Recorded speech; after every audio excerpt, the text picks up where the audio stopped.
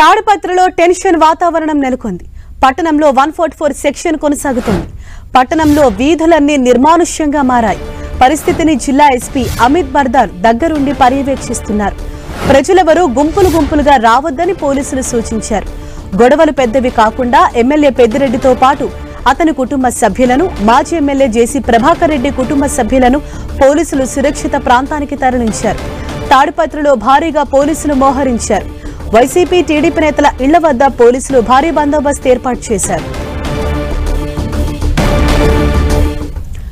ఇదే విషయంపై మరింత సమాచారంతో మా ప్రతినిధి జగదీష్ మనకు అందుబాటులో ఉన్నారు. జగదీష్, ప్రస్తుతం తాడిపత్రిలో నెలకొన్న సిచ్యువేషన్ ఏంటి? పోలీసులు ఎటువంటి ఆంక్షలు విధించారు?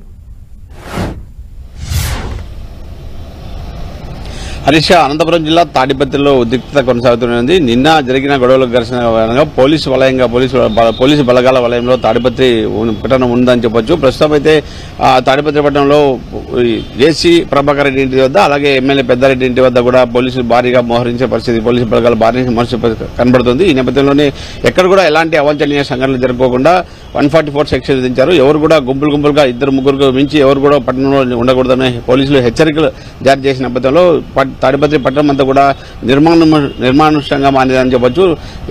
జిల్లా ఎస్పీ అమిత్ బర్దార్ దగ్గరుండి ఘటనను పర్యవేక్షించిన పరిస్థితి కనబడుతుంది. అలాగే అనంతపురం ఆర్డీఓ వెంకటేశ్వర ఆధ్వర్యంలో గొడవకు రాళ్లు గుంపులుగా వేసిన రాళ్లన్నీ కూడా మున్సిపల్ కార్మికులతో తొలగిస్తున్న పరిస్థితి కనబడుతుంది.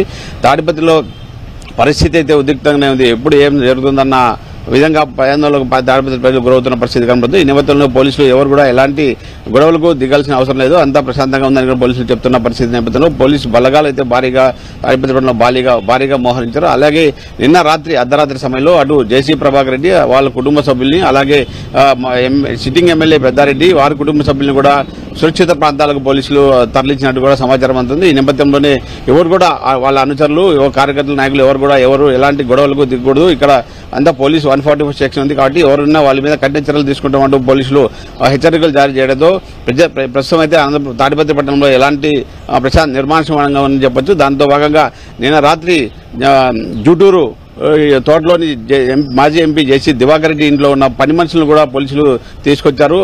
ఆ నేపథ్యంలో ఇప్పుడు ప్రస్తుతం జేసీ దివాకర్ రెడ్డి కూడా తాడిపత్రి పోలీస్ స్టేషన్కి వచ్చారు.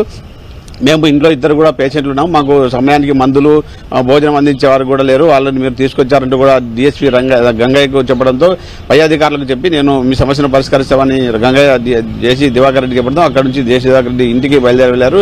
మేము చాలా ఇబ్బందులు పడుతున్నాము, మాకు 2 పేషెంట్లు ఉన్నాము, కదలేని పరిస్థితిలో ఉన్నాము, టయానికి భోజనము మందులు ఇచ్చేవాళ్ళు కూడా లేరు, అలాంటి వాళ్ళని కూడా రాత్రిపూట పోలీసులు తీసుకొచ్చారు. కానీ పొద్దున ఉదయం చాలా ఇబ్బంది పడుతున్న నేపథ్యంలో నేను స్టేషన్కి రావాల్సి వచ్చిందంటూ కూడా జేసీ దివాకర్ రెడ్డి ఆవేదన వ్యక్తం చేశారు.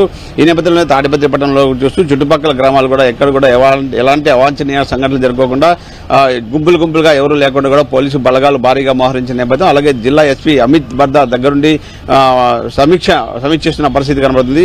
పోలీసులు కూడా నిన్న జరిగిన దాడిలో పోలీసులు కూడా సిఆర్పీఎఫ్ బలగాలకు 2 తలలు పగిలాయి, అలాగే ఎమ్మెల్యే గన్మ్యాన్ కూడా తలలు పగిలాయి, అలాగే వాహనాలు కూడా ధ్వంసమైన పరిస్థితిలో తాడిపత్రి పట్టణంలో అర్ధరాత్రి సమయంలో ఏమైనా గొడవలు జరుగుతాయన్న నేపథ్యంలో భారీగా పోలీసు బలగాలు మోహరించారు. జిల్లా ఎస్పీ దగ్గరుండి పర్యవేక్షిస్తున్న నేపథ్యంలో ఎలాంటి 2 నేతలను కూడా తాడిపత్రి నుంచి సురక్షిత ప్రాంతం తరలించిన నేపథ్యంలో ప్రస్తుతం తాడిపత్రి ప్రాంతం ప్రశాంతంగా ఉందని చెప్పొచ్చు. రైట్, హరీష. థాంక్యూ జగదీష్.